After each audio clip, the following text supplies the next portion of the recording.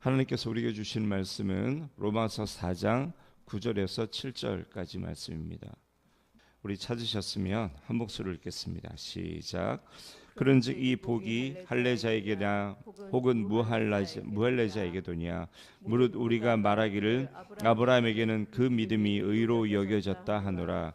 그런즉 그것이 어떻게 여겨졌느냐 할례시냐 무할례시냐 할례시가 아니요 무할례시니라. 그가 할례의 표를 받은 것은 무할례시에 믿음으로 된 의를 인친 것이니 이는 무할례자로서 믿는 모든 자의 조상이 되어 그들도 의로 여기심을 얻게 하려 하심이라. 또한 할례자의 조상이 되었나니 곧 할례 받을 자에게뿐 아니라 우리 조상 아브라함이 무할례시에 가졌던 믿음의 자취를 따르는 자들에게도 그러하니라. 아브라함이나 그 후손에게 세상의 상속자가 되리라고 하신 언약의 율법으로 말미암은 것이 아니요 오직 믿음의 의로 말미암은 것이니라. 만일 율법에 속한 자들이 상속자이면 믿음은 헛것이 되고 약속은 파기되었느니라.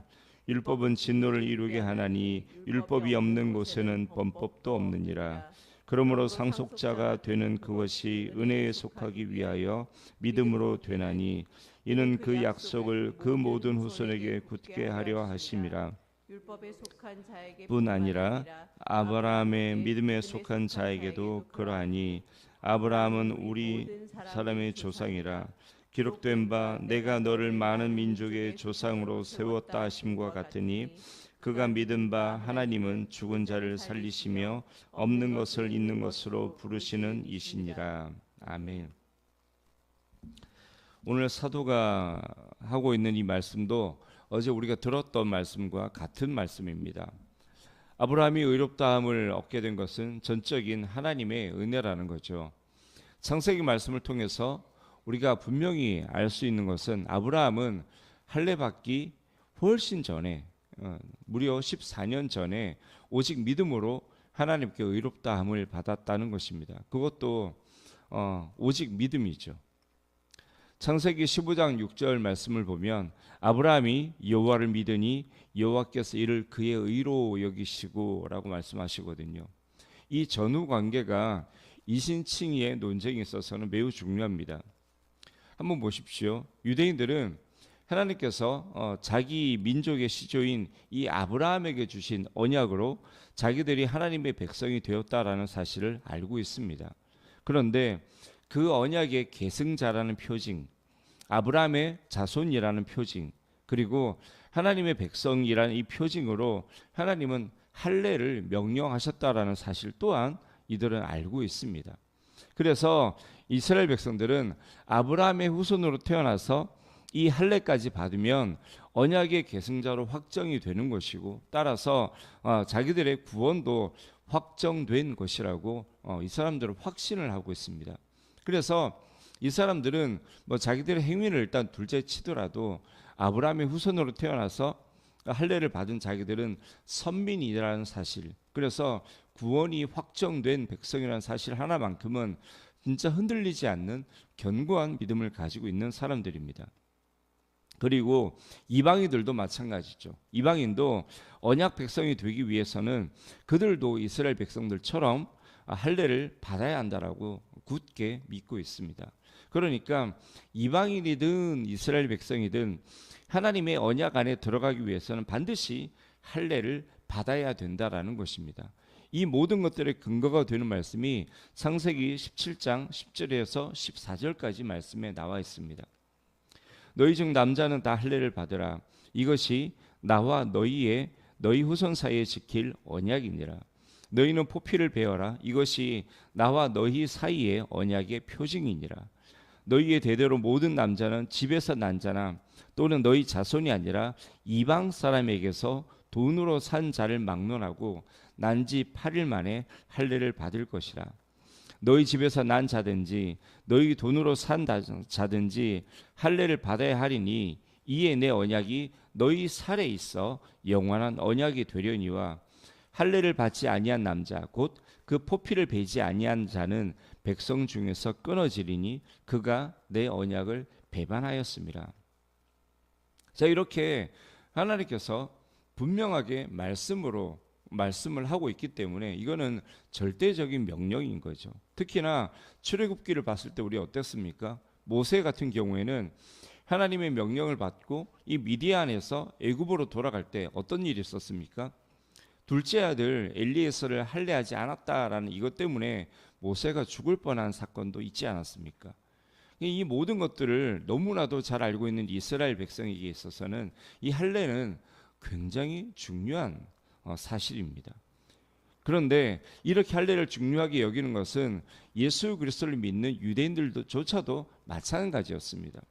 유대인들이 가지고 있는 이 구원관에서 구원은 이스라엘에게 있다라는 이 사실, 이 고정관념이 유대인들이 가지고 있는 그냥 대를 이어서 내려오고 있는 대대손손이 가지고 있는 고정관념이거든요.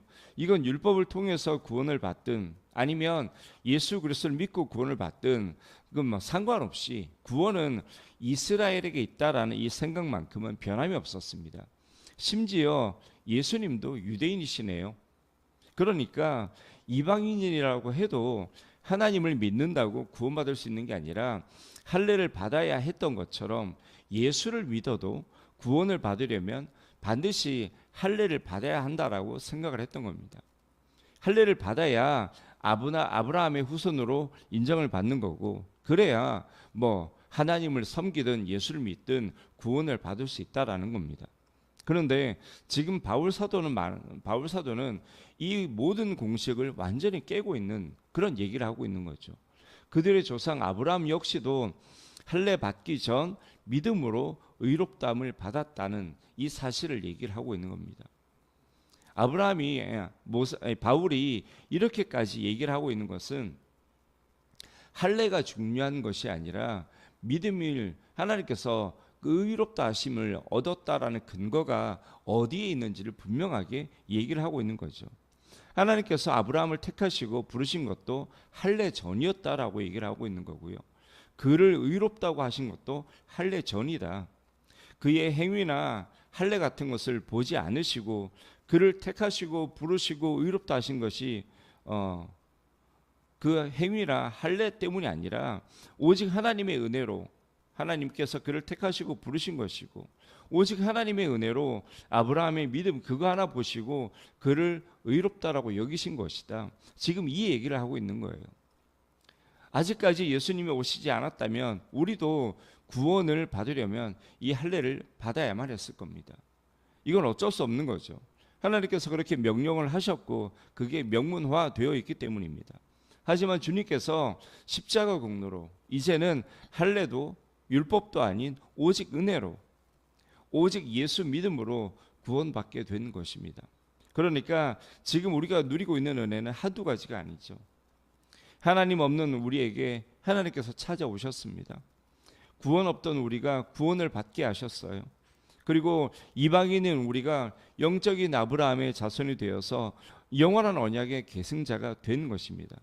여기 이어지는 영광스러운 상급과 축복과 뭐 수많은 복된 약속까지 뭐 다 포함한다면 그 은혜를 우리가 다 표현할 수 있는 길이 없습니다. 그런데 이 모든 것들이 어디에 달려 있냐? 지금 그 얘기를 하고 있는 거죠. 할례냐 아니냐?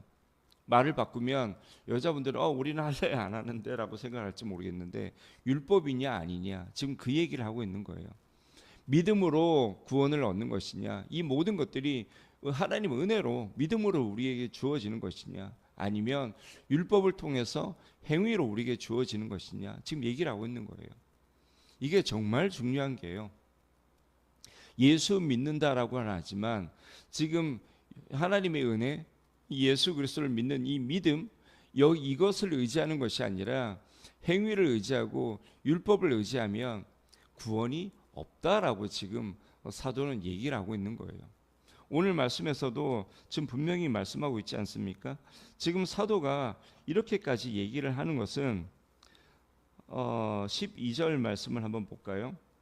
우리 조상 아브라함이 무할례 시에 가졌던 그 믿음의 자취를 따르는 자들에게도 그러하니라.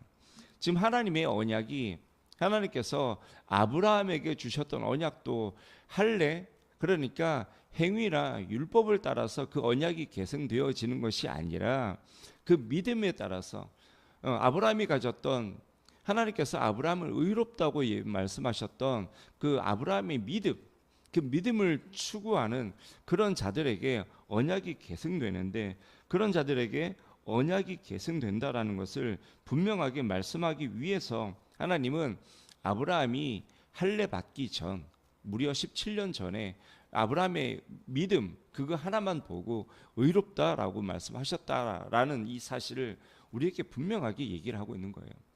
이 전후 관계를 바울 사도가 이래서 아주 중요하게 말씀을 하고 있는 겁니다. 우리가 이 은혜를 깨닫지 못하면 어떨 것 같습니까? 간단하게 말씀드리면 우리의 신앙생활은 세상 사람들의 종교생활과는 전혀 다를 바가 없는 그런 신앙이 되는 거예요. 세상 사람들의 종교 활동은요, 둘 중 하나죠. 하나는 정말 신앙심을 가지고 신을 섬기기는 하지만 그게 헛된 신을 섬기는 그냥 헛된 짓이 되어버리든지, 아니면 믿음 없이 그냥 문화생활의 일환으로 자기 만족을 위해서 신을 섬기는 척하면서 허송세월하든지, 둘 중 하나예요. 그러니까 둘 다 한마디로 표현하면 헛된 일을 하고 있는 거다라는 게 되는 거죠. 뭐가 되었든지 간에 하나님의 은혜를 깨닫지 못하고 자기의 자기 행위 이런 것을 의지하는 신앙생활에는 두 가지 공통점이 있습니다. 하나는 그 안에는 구원도 없고 만족함도 없다라는 거죠. 우상을 섬겨도 마찬가지고요, 하나님을 섬긴다라고 해도 마찬가지입니다. 하나님을 섬긴다고 해도 자기 행위, 자기의 거기에 무슨 능력이 있어서 자기를 구원하겠습니까? 구원할 능력이 없는 거죠. 그리고 말조차도 할 수 없는 그런 우상에게 무슨 구원이 있으며 거기에 무슨 성취가 있고 무슨 만족함을 누리고 또 무슨 복을 얻을 수 있겠습니까? 하나님을 믿는다라고 해도 마찬가지고 우상을 섬긴다라고 해도 마찬가지고 똑같이 자기의 자기 행위 이걸 의지하는 것은 헛된 일이다라는 얘기를 하고 있는 거고요. 그리고 또 하나의 공통점이 뭐냐면 우상을 섬기는 자들은 그들이 섬기는 신을 통해서 무언가를 얻어내기 위해서 무엇을 할까 늘 고민하는 그런 사람들이라는 것이죠. 이거는 하나님을 섬기는 사람들도 마찬가지예요.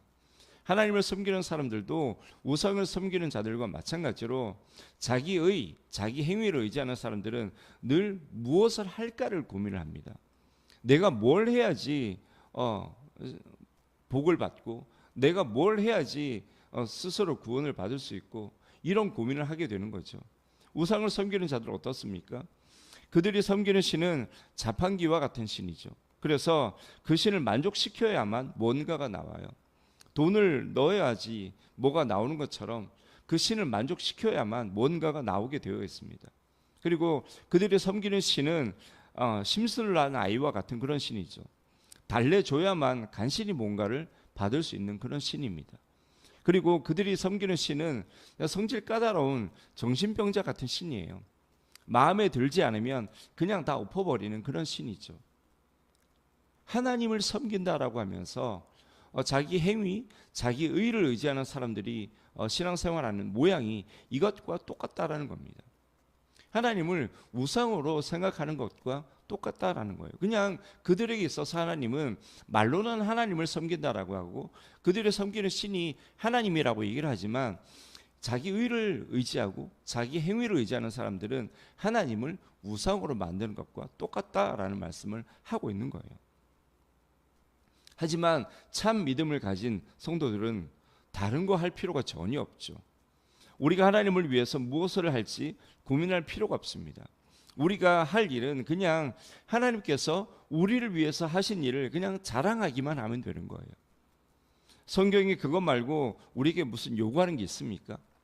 사랑하라는 말씀도요, 하나님께서 먼저 우리를 사랑하셨기 때문에 그 사랑으로 우리도 사랑해서 하나님의 사랑을 온 세상에 드러내라는 말씀이고요. 십자가를 우리에게 주신 것도 주님께서 우리를 위해서 십자가를 지어 주셨으니 우리도 그 십자가를 기꺼이 짊어짐으로 우리를 향한 그 하나님의 사랑, 주님의 사랑을 세상에 증거하라는 말씀이에요. 복음 전파의 사명을 우리에게 맡겨주신 것도요, 우리를 위해서 행하신 이 구원 사역과 우리를 위해서 열어놓으신 그 구원의 문을 온 세상에게 알게 하라는 말씀인 겁니다. 이것 말고 하나님이 우리에게 요구하신 게 뭐가 있습니까? 그냥 하나님이 우리에게 행하신 일을 자랑하라는 거예요. 드러내라는 거예요. 그거 말고 없습니다. 세상 신을 섬기는 사람들처럼 세상 신을 만족시키기 위해서 무언가를 하고, 세상 신을 달래기 위해서 무언가를 하고, 세상 신이 화내지 않고 분노하지 않도록 하기 위해서 무언가를 하려고 전전긍긍하지 않아도 된다라는 거죠. 14절에서 사도는 그런 세상 사람들의 신앙은 헛것이고 자기 행위를 의지하는 그런 신앙 역시도 헛것이고 폐하여진다라고 분명하게 말씀하고 있지 않습니까? 지금 사도는요, 우상을 섬기는 자들의 결말이 결국에는 아무런 소용이 없고 아무짝에도 쓸모없는 것이다 라는 이 말을 하면서 우리 성도들이 자기 행위를 의지하는 것도 역시 마찬가지다라고 선언을 하고 있는 겁니다.